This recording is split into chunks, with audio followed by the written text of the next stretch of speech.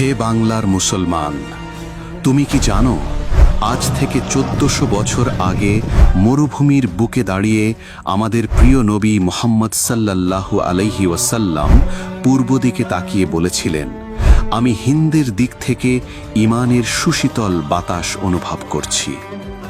সেই পূর্ব দিকটা আর কোথাও নয়, এই বাংলার মাটি, এই পলিমাটির দেশ, এই সবুজ জনপদ। তুমি কি অনুভব করতে পারছো তোমার এই ভূমি কত বড় এক ইতিহাসের সাক্ষী হতে যাচ্ছে? হে বাংলার ইমানদার মানুষ, বুক ভরা আকুলতা নিয়ে আজ তোমাদের কাছে এক অজানা গৌরবের কথা বলতে চাই, যা শুনলে তোমার বুকের ভেতরটা কেঁপে উঠবে, চোখের কোণে জল টলমল করে উঠবে। আমাদের প্রিয় নবী মুহাম্মদ সাল্লাল্লাহু আলাইহি ওয়াসাল্লাম যখন মদিনার পবিত্র মাটিতে দাঁড়িয়ে পূর্ব আকাশের দিকে দৃষ্টি দিতেন, তখন তার মুবারক চেহারায় এক অদ্ভুত প্রশান্তির আভা ফুটে উঠত। তিনি বলতেন, আমি হিন্দের দিক থেকে ঈমানের সুশীতল বাতাস অনুভব করছি। সুবহানাল্লাহ। একটু ভেবে দেখো, যে সময়ে এই জনপদে ইসলামের আলো পৌঁছায়নি, যখন এই ভূমির মানুষ অন্ধকারে ডুবেছিল, তখনই মরুভূমির সেই মহামানব আমাদের এই অঞ্চলের জন্য দোয়া করে গেছেন। আজ আমরা যে বাংলাদেশে বাস করি, তা সেই বৃহত্তর হিন্দেরই এক অবিচ্ছেদ্য অংশ। নবী মুহাম্মদ সাল্লাল্লাহু আলাইহি ওয়াসাল্লাম যখন গাজওয়াতুল হিন্দ বা হিন্দের যুদ্ধের কথা বলতেন, তখন তার কণ্ঠে এক গভীর গম্ভীরতা নেমে আসত। তিনি বলেছিলেন, আমার উম্মতের দুটি দল এমন হবে যাদেরকে মহান আল্লাহ তাআলা জাহান্নামের আগুন থেকে মুক্তি দিয়েছেন। একটি দল হলো যারা ঈসা ইবনে মারিয়াম আলাইহিস সালামের সাথে থাকবে, আর অন্যটি হলো যারা হিন্দের যুদ্ধে অংশগ্রহণ করবে। হে বাংলার যুবক, তুমি কি উপলব্ধি করতে পারছো তোমার এই জনপদ কতটা সৌভাগ্যবান? নবীজি সাল্লাল্লাহু আলাইহি ওয়াসাল্লাম এর এই বাণী শুধু কোনো যুদ্ধের ঘোষণা নয়, এটি ছিল এই অঞ্চলের মানুষের ঈমানের গভীরতার এক মহান স্বীকৃতি। ইতিহাস সাক্ষ্য দেয়, এই বাংলার জমিনে কত আউলিয়া, কত সুফি দরবেশ নিজেদের জীবন বিলিয়ে দিয়েছেন শুধু কালিমার দাওয়াত পৌঁছে দেবার জন্য। হযরত শাহজালাল রহমতুল্লাহ আলাইহ, শাহ মাখদুম রহমতুল্লাহ আলাইহ, খান জাহান আলী রহমতুল্লাহ আলাইহের মতো মহান পুরুষেরা এই দেশের মাটিতেই শায়িত আছেন। তাদের এই আগমন কি কোনো বিশেষ উদ্দেশ্য ছিল না? অবশ্যই ছিল। তারা জানতেন শেষ জামানায় এই ভূখণ্ড হবে ইসলামের এক মজবুত দুর্গ। নবী মুহাম্মদ সাল্লাল্লাহু আলাইহি ওয়াসাল্লাম যখন হিন্দকে নিয়ে কথা বলতেন, তখন তিনি এমন এক বিজয়ের ইঙ্গিত দিতেন যা কিয়ামতের ঠিক আগে আগে ঘটবে। সেই বিজয়ে যারা অংশগ্রহণ করবে, তাদের মর্যাদা হবে নবীজি সাল্লাল্লাহু আলাইহি ওয়াসাল্লামের সাহাবীদের মতো। তারা হিন্দুস্তানের শাসকদের শৃঙ্খল বন্দী করে আনবে এবং তাদের সমস্ত ধন সম্পদ বাইতুল মুকাদ্দাসে অর্পণ করবে। এই হিন্দুস্তানের কথা যখন বলা হয়েছে, তার প্রাণকেন্দ্র কিন্তু এই বৃহত্তর বাংলা। কারণ ইতিহাস বারবার প্রমাণ করেছে, এই অঞ্চল থেকেই ইসলামের দাওয়াত আর বীরত্বের আলো চারদিকে ছড়িয়ে পড়েছে।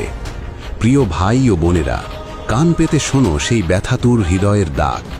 আজ যখন চারদিকে ফিতনা আর অশান্তি দেখি, তখন মনে পড়ে যায় নবীজি সাল্লাল্লাহু আলাইহি ওয়াসাল্লামের সেই অমোঘ বাণীগুলো। তিনি বলেছিলেন, শেষ জামানায় একটি দল পূর্ব দিক থেকে কালো পতাকা নিয়ে বের হবে। তারা যে জনপদ দিয়ে যাবে, সেখানে কেউ তাদের গতি রোধ করতে পারবে না। তারা জেরুজালেমের পবিত্র ভূমি পর্যন্ত পৌঁছে যাবে এবং সেখানেও ইমাম মাহদির হাতে বাইয়াত গ্রহণ করবে। হে বাংলার ঈমানদার জনতা, তোমাদের এই মাটির বুক দিয়ে যে নদীগুলো বয়ে যাচ্ছে, তারা কি সেই রক্তক্ষয়ী সংগ্রামের কথা মনে করিয়ে দেয় না? বাংলার এই সবুজ জমিন হয়তো একদিন সেই কালো পতাকাবাহী যোদ্ধাদের পদভারে প্রকম্পিত হবে। নবীজি সাল্লাল্লাহু আলাইহি ওয়াসাল্লাম বলেছিলেন, হিন্দের যুদ্ধে যারা অংশ নেবে, আল্লাহ তাদের গুনাহ মাফ করে দেবেন এবং তারা চিরস্থায়ী জান্নাতের অধিকারী হবেন। এই এক বিশাল প্রাপ্তি, যা পৃথিবীর কোনো ধন সম্পদ দিয়ে মাপা সম্ভব নয়। আমরা যখন বাংলাদেশের মানচিত্রের দিকে তাকাই, দেখতে পাই এই ছোট্ট ভূখণ্ডটি কোটি কোটি তাওহীদপন্থী মানুষের এক বিশাল দুর্গ। উত্তরে হিমালয়, দক্ষিণে বঙ্গোপসাগর। এই দেশের প্রতিটি ইঞ্চি মাটি যেন এক একজন বীর যোদ্ধার প্রতীক্ষায় দাঁড়িয়ে আছে। নবীজি সাল্লাল্লাহু আলাইহি ওয়াসাল্লাম সরাসরি বাংলাদেশের নাম নেননি, এটা সত্য, কিন্তু তিনি যে ভৌগোলিক বৈশিষ্ট্যের কথা বলেছেন, যে মানুষের গুণের কথা বলেছেন, তা এই বাংলার সাথে হুবহু মিলে যায়। তিনি বলেছিলেন, এমন এক সময় আসবে যখন মুসলমানরা চার দিক থেকে ঘেরাও হয়ে যাবে, ঠিক যেমন ক্ষুধার্ত মানুষ দস্তরখান ঘিরে ধরে। কিন্তু সেই দুঃসময়েও এই অঞ্চলের মানুষ তাদের ঈমান হারাবে না, তারা ধৈর্য ধারণ করবে এবং আল্লাহর সাহায্যের জন্য অপেক্ষা করতে থাকবে। আজ বাংলাদেশের দিকে তাকাও, এত অভাব, এত কষ্ট, এত প্রতিকূলতার মাঝেও এই দেশের মানুষ ফজরের আজানে ঘুম থেকে ওঠে, রসুলের অপমানে রাজপথে বুক পেতে দেয়, দুবেলা পেট ভরে খেতে না পেলেও আল্লাহর নাম জপতে ভুলে না। এই মানুষগুলোকে কি নবীজি সাল্লাল্লাহু আলাইহি ওয়াসাল্লাম ভুলে যেতে পারেন? কখনো না।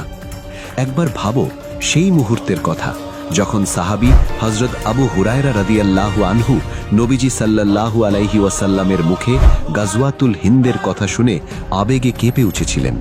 তিনি বলেছিলেন, হে আল্লাহর রসুল, আমি যদি সেই সময়টি পাই তবে আমার সমস্ত সহায় সম্পদ বিক্রি করে হলেও সেই যুদ্ধে অংশগ্রহণ করব, আর যদি সেখানে শহীদ হয়ে যাই তবে আমি শ্রেষ্ঠ শহীদদের অন্তর্ভুক্ত হব, আর যদি ফিরে আসি তবে আমি হব এক মুক্ত আবু হুরায়রা, যাকে আল্লাহ জাহান্নামের আগুন থেকে বাঁচিয়ে দিয়েছেন। সুবহান আল্লাহ। হযরত আবু হুরায়রা রাদিয়াল্লাহু আনহুয়ের সেই আকুতি কি আজ আমাদের বাংলার প্রতিটি ঘরে প্রতিধ্বনিত হয় না? নবীজি সাল্লাল্লাহু আলাইহি ওয়াসাল্লাম যখন মেরাজের রাতে জান্নাত ভ্রমণ করছিলেন, যখন সিদরাতুল মুনতাহায় দাঁড়িয়ে তার উম্মতের কথা ভেবে কেঁদেছিলেন, সেই কান্নার ভেতরে কি আমাদের এই বাংলার মানুষের জন্য কোনো করুণার ধারা ছিল না? অবশ্যই ছিল, কারণ তিনি তো রাহমাতুল লিল আলামিন।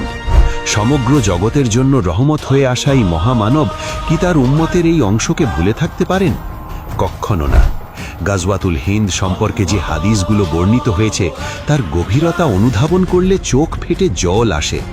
নবীজি সাল্লাল্লাহু আলাইহি ওয়াসাল্লাম এই যুদ্ধের যোদ্ধাদের জন্য জান্নাতের সুসংবাদ দিয়েছেন। বলেছেন, তাদের কেউ যখন শহীদ হবে আল্লাহ তাকে সর্বোচ্চ মর্যাদা দান করবেন, আর যারা বেঁচে থাকবে তারা হবে এই পৃথিবীর শ্রেষ্ঠ বিজয়ী। চিন্তা করে দেখো, 1400 বছর পর আল্লাহ আমাদের এমন এক সুযোগ দেবেন যা আমাদের সাহাবীদের মর্যাদায় পৌঁছে দেবে। অনেক গবেষক ও মুহাদ্দিস মনে করেন এই হিন্দ মানে শুধু বর্তমান ভারত নয়, বরং পাকিস্তান, বাংলাদেশ এবং এর আশেপাশের পুরো অঞ্চল। আর এই অঞ্চলের মধ্যে বাংলাদেশই হলো একমাত্র রাষ্ট্র যেখানে মুসলিম সংখ্যাগরিষ্ঠতা সবচেয়ে সুসংহত। তাই যৌক্তিকভাবেই এই দেশের ভূমিকা হবে অপরিসীম। হে বাংলার মায়েরা, তোমরা কি জানো তোমাদের কোলে যে সন্তানগুলো বড় হচ্ছে তারা হয়তো সেই গাজওয়াতুল হিন্দের মহান সেনানী? তাদের হৃদয়ে কি তোমরা নবীজি সাল্লাল্লাহু আলাইহি ওয়াসাল্লামের ভালোবাসায় গড়ে তুলছ? হে বাংলার যুবক, তোমার হাতেই হয়তো সেই কালো পতাকা থাকবে যার কথা নবীজি সাল্লাল্লাহু আলাইহি ওয়াসাল্লাম বলে গেছেন। তুমি কি তোমার অন্তরকে পবিত্র করেছ? তুমি কি তোমার রবের সাথে সম্পর্ক গভীর করেছ? নবীজি সাল্লাল্লাহু আলাইহি ওয়াসাল্লাম বলেছিলেন, মুমিনরা হবে একটি দেয়ালের মতো, একে অপরকে শক্তি যোগাবে। আজ বাংলাদেশে যে ঐক্য আর ভ্রাতৃত্বের সুর শোনা যায় তা বিশ্বের অন্য কোথাও বিরল। প্রতিকূলতার মাঝেও যখন আমরা একে অপরের পাশে দাঁড়াই তখন মনে হয় নবীজির সেই স্বপ্ন যেন আমাদের মাঝেই সত্য হয়ে উঠছে। বাংলার এই উর্বর মাটিতে যে ঈমানের বীজ বপন করা হয়েছে তা কি বৃথা যাবে? শাহজালাল রহমতুল্লাহ আলাইহের সেই তলোয়ার আর আধ্যাত্মিক তেজ কি আজও আমাদের রক্তে প্রবাহিত হচ্ছে না? আমরা হয়তো আজ ঘুমিয়ে আছি, দুনিয়ার মায়াজালে আটকা পড়ে আছি, কিন্তু যখন ডাক আসবে তখন এই বাংলার প্রতিটি নদী থেকে তাকবীরের ধ্বনি উঠবে। পরিশেষে কান্নাজড়িত কণ্ঠে বলতে চাই, এই কাহিনী কোনো রূপকথা নয়, এটি একটি সতর্ক বার্তা এবং একই সাথে একটি বিশাল আশার আলো।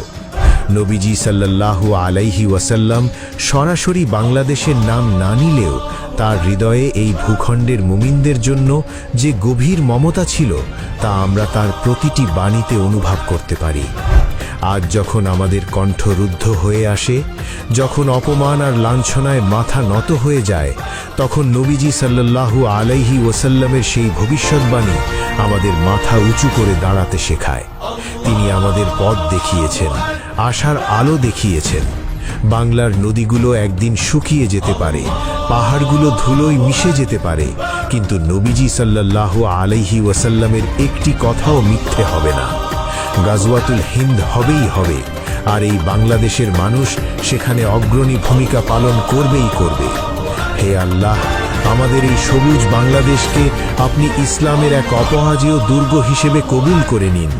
আমাদের যুবকদের হৃদয়ে সেই সাহসিকতা ঢেলে দিন যা নবীজি সাল্লাল্লাহু আলাইহি ওয়াসাল্লামের সাহাবীদের মাঝে ছিল।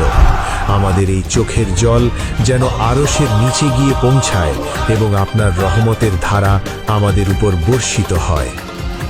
হে বাংলার মুসলমান, তুমি কি মনে করো এই বাংলার মাটি সেই গাজওয়াতুল হিন্দের প্রাণকেন্দ্র হবে?